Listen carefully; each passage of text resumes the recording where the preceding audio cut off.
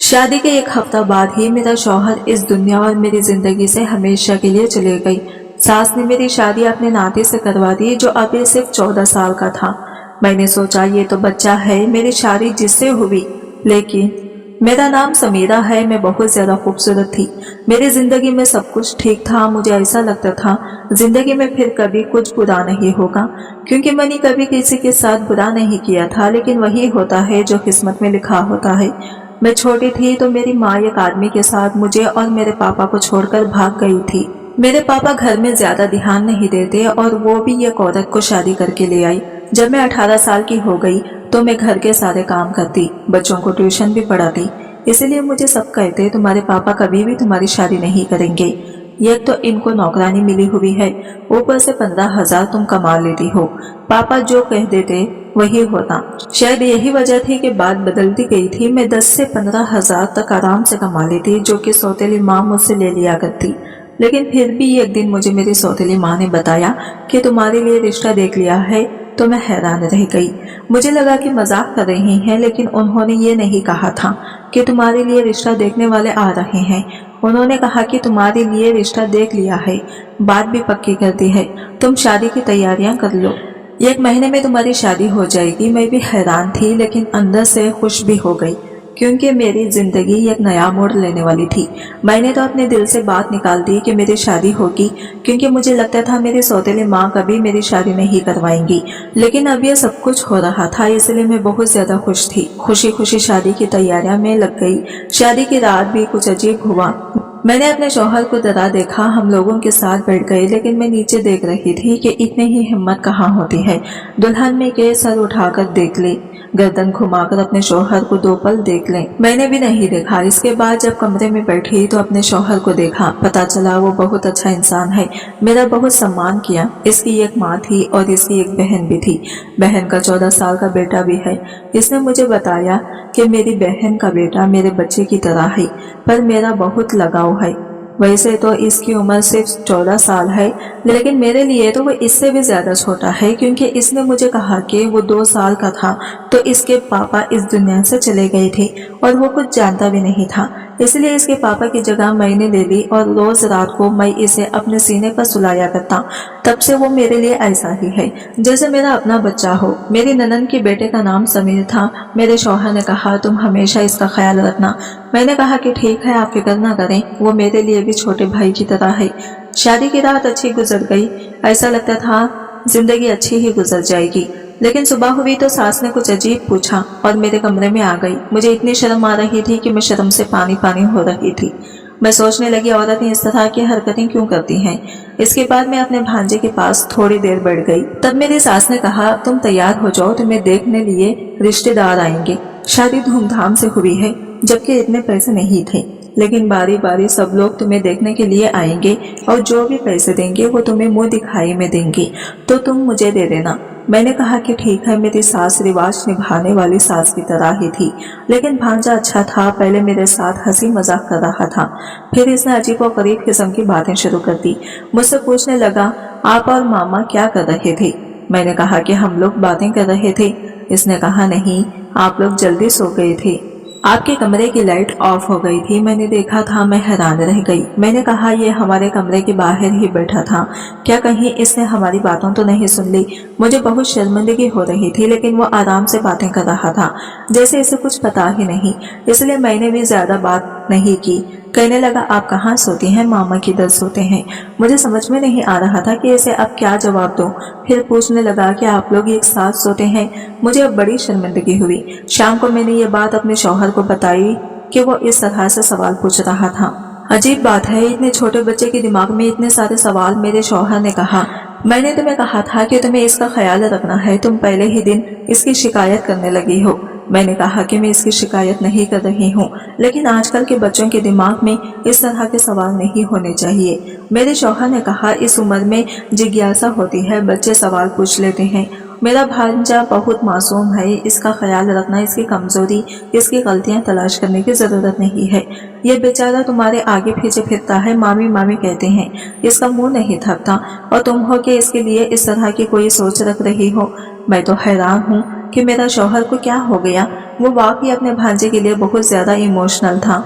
ये बात समझने में बहुत ज्यादा देर नहीं लगी कि अगर मुझे अपने शौहर को खुश रखना है तो इनके सामने इनके भांजे की कोई बुराई नहीं करनी, नहीं तो इसे बुरा लग जाएगा। इसके बाद मैंने ऐसा कुछ भी नहीं किया। अभी हमारी शादी को 1 हफ्ता ही हुआ था।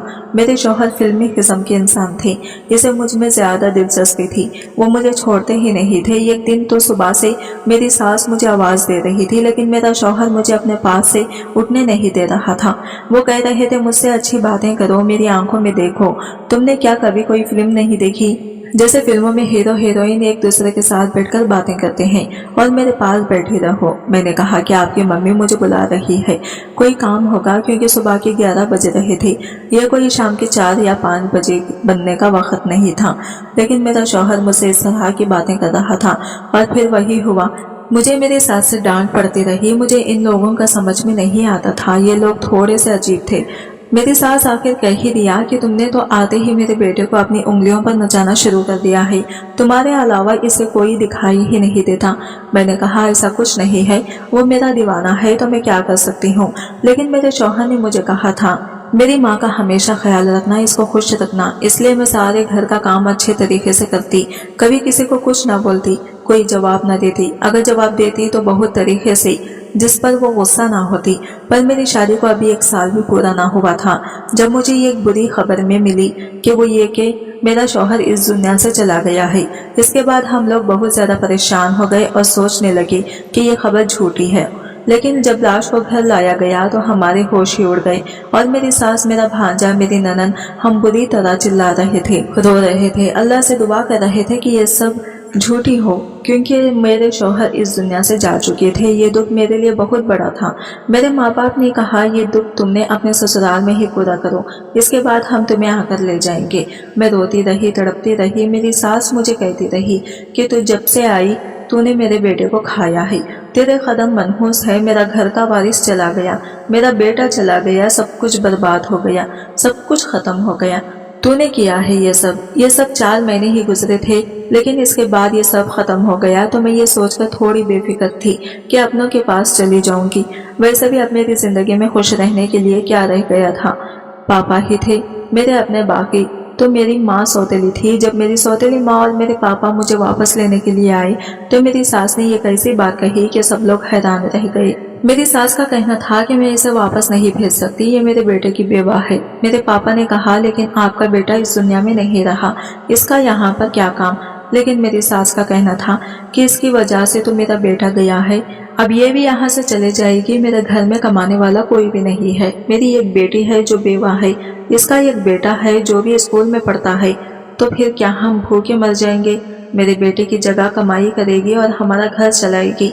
मेरे पापा और मम्मी ने कहा, ये तो बहुत बुरी बात है, ऐसा नहीं होना चाहिए। लेकिन मेरी सास ने ठान ली। फिर मेरे पापा मेरी सास के बीच काफी बहस हुई, कभी बात इस तरह जाती तो कभी उस तरफ। जब मुझसे पूछा गया तो जाहिर है मैं वापस जाना चाहती थी। मेरा अभी इस घर में अब दम घुटता था। पर मेरी सास ने कहा, ये यहाँ से कहीं नहीं जाएंगी। मेरी सास ने अपने कुछ रिश्तेदारों को घर पर बुला लिया जो बुरी तरह से लड़ाई करने के लिए तैयार बैठी थी, अजीबोगरीब बातें कर रहे थे। फिर नतीजा ये निकला कि मेरी शादी दोबारा कर दी जाए तो फिर मैं इस घर में रह सकती हूँ। लेकिन इस घर में एक ही मर्द था, इसके साथ मेरी शादी कराने की बातें होने लगी। सबने कहा, छोटा है तो क्या हुआ, ये लड़की कौन सी 40 साल की है, इस तरह ये इस घर में रह जाएगी, इस घर में फिर से बहू बन जाएगी। मैं ये सब कुछ नहीं चाहती थी, लेकिन मेरे सामने मेरे पापा को मना लिया। मेरी सौतेली माँ ने कहा, अच्छी बात है, अगर हम इसको अपने घर ले जाएंगे तो हमारा क्या फायदा, दोबारा इसकी शादी तो नहीं होगी, कहाँ से दोबारा रिश्ता लाएंगे, एक बेवा के लिए रिश्ता कैसे मिलेगा। आजकल तो कुंवारी लड़कियों को रिश्ता नहीं मिलता, इसलिए इसको यही रहने दो, समाज वाले भी बातें करेंगे। एक बेटी अगर फिर से सुहागिन बन रही है, इस ऑफर को ठुकराकर हम इसे अपने साथ ले जाएंगे तो हमारे घर में भी तो ये बेवा ही कहलाएगी। मेरी सौतेली माँ ने अजीबोगरीब बारे में बातें करके मेरे पापा को मना लिया। वो मुझे वहीं पर छोड़कर चले गए। कुछ दिन बाद मेरी शादी मेरे भांजे के साथ करवा दी गई, जिसको मेरा शौहर अपना बेटा कहता था और जिसको मैं बच्चा समझती थी। इतना तो मैं अपने शौहर की मौत पर भी नहीं रोई थी जितना इस बात पर रोई। चीखी चिल्लाई, लेकिन किसी ने मेरी ये बात ना सुनी। मेरी शादी करवा दी गई। मेरी शादी के वक्त मेरी सास ने मेरा सर जबरदस्ती पकड़कर मुझसे हाँ करवाया था।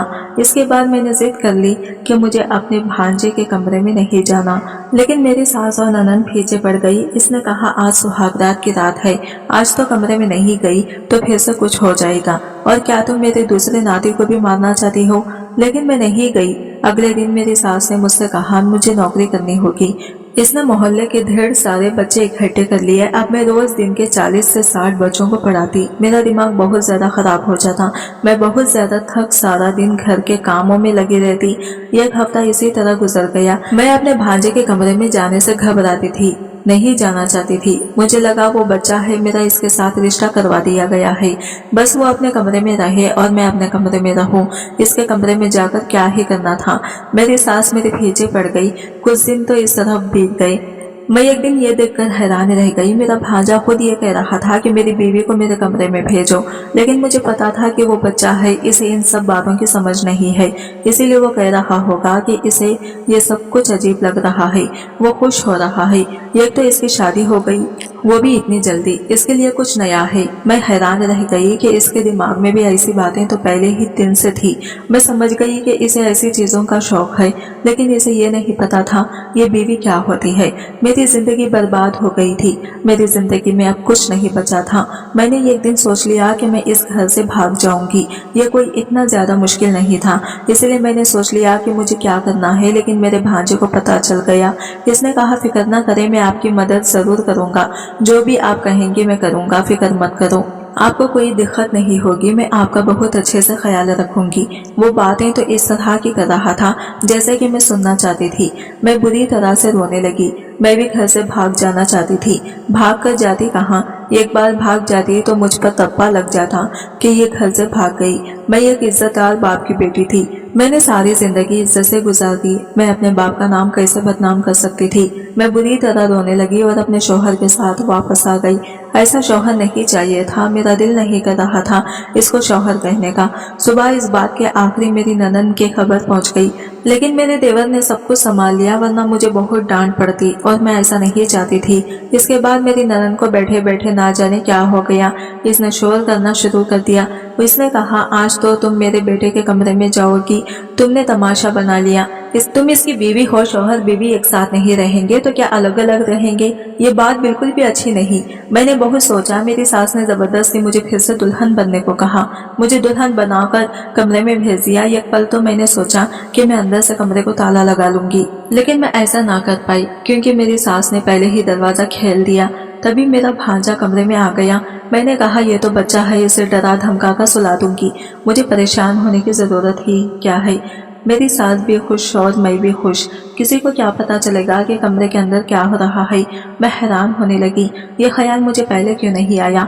इसने मुझे कहा कि तुम बहुत प्यारी लग रही हो। मैंने कहा कि ठीक है, अब तुम सो जाओ। जो मैं मेकअप और ज्वेलरी उतारने लगी, इसने फिर से कहा तुम बहुत अच्छी लग रही हो।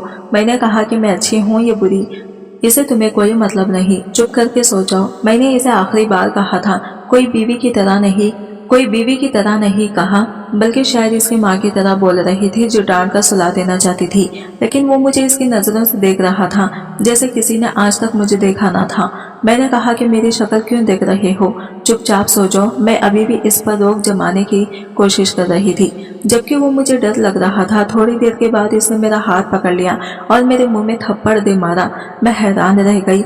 इसने कहा कि तुम्हें तमीज नहीं है, अपने शौहर से किस तरह बात करती हो, तुम मुझ पर चिल्ला रही हो, बेवकूफ औरत। मैंने कहा कि तुम अभी जमीन से निकले ही नहीं और मेरे शौहर बनने के लिए आ गए हो। तुम मेरे शौहर नहीं हो, तुम्हारी उम्र ही क्या है? इसने कहा कि तुम मुझे पहले दिन ही पसंद आ गई थी।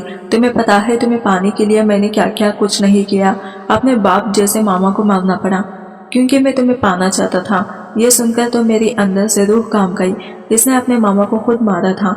इसने खुद कहा कि मैंने अपने मामा को खुद मारा था। इसने कहा मैंने अपने मामा की कार का ब्रेक फेल कर दिया, जिसकी वजह से जब वो थोड़ा आगे गए इसका ब्रेक फिर से कंट्रोल खत्म हो गया और इसका एक्सीडेंट हो गया। सबने यही समझा कि यह हादसा हो गया, वो दुनिया से चला गया, जबकि ये सोचा समझा एक प्लान था। मैं हैरान रह गई कि इस आदमी ने मेरे शौहर को मार डाला, जिसे मैं बच्चा समझ रही थी, अभी मेरा शौहर बना खड़ा था।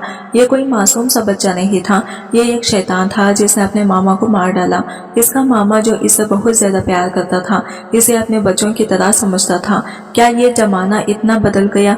मुझे तो कुछ समझ में नहीं आ रहा था। मैं वहां से भाग जाना चाहती थी, चीखना चिल्लाना चाहती थी, लेकिन इसने मुझे अपनी तरफ खींच लिया।